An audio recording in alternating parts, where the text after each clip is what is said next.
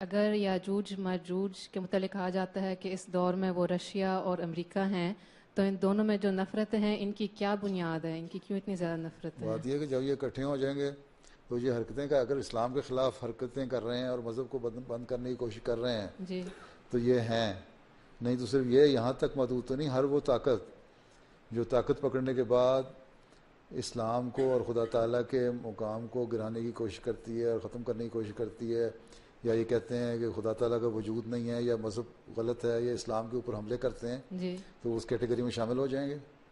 صرف محدود تو نہیں کر سکتے، یہ تو ایک دو بڑی طاقتیں ہیں جی اور وہی حرکت کر رہی تھیں، ایک کمیونزم اور ایک کیپیٹلزم کے نام پہ، جی اس لیے ان کو نام دے دیا گیا، جی ٹھیک۔ لیکن وہیں اس کا تو کہ اس سے ہم باہر نکل ہی نہیں سکتے، یہ بھی غلط ہے۔ جی ہر طاقت جو ہے وہ جو اسلام کو ختم کر رہی ہے وہ اسی کیٹیگری میں آ جائے گی، جی ٹھیک ہے۔ ٹھیک ہے۔